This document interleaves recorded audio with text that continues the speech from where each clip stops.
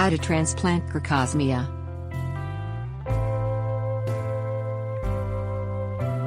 Crocosmia iridaceae delight with masses of small lily-like flowers at the top of arching stems in summer.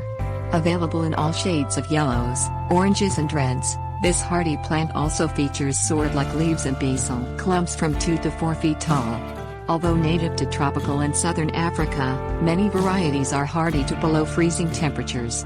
Lucifer with its rich, red blooms survives to 20 degrees Fahrenheit, while Emily Mackenzie, sporting clear orange blooms, can take temperatures down to 10.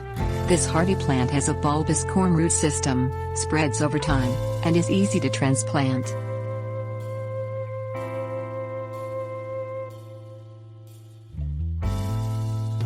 Things you will need: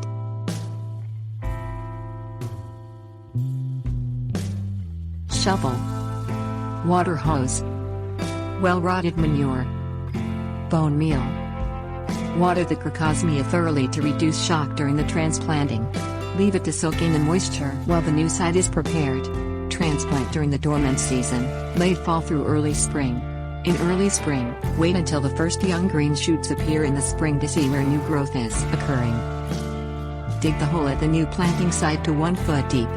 Crocosmia need fertile, friable soil with good drainage, so add well-rotted manure and bone meal to the planting site. Water the newly prepared site for the Crocosmia so the corms won't be exposed to dry soil. Insert the shovel as far as possible into the soil around all sides of the hydrated clump to be moved. Lift the entire clump and tear it apart, gently separating all the baby cormals. Each cormal will create a new Crocosmia. Let the hose help separate them by running water through the clump.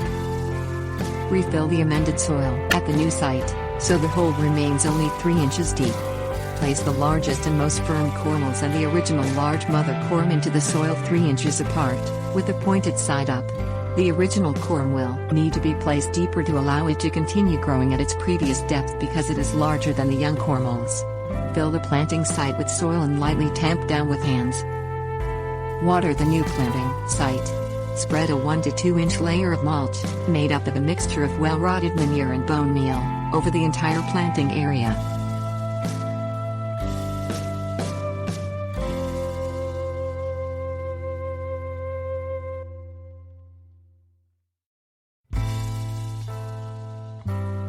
Tips warnings.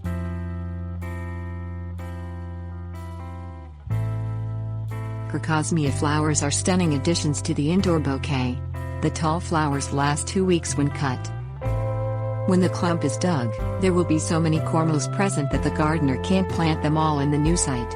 Rather than crowd them, trade some red lucifer corms for the neighbor's Walbert and yellow corms.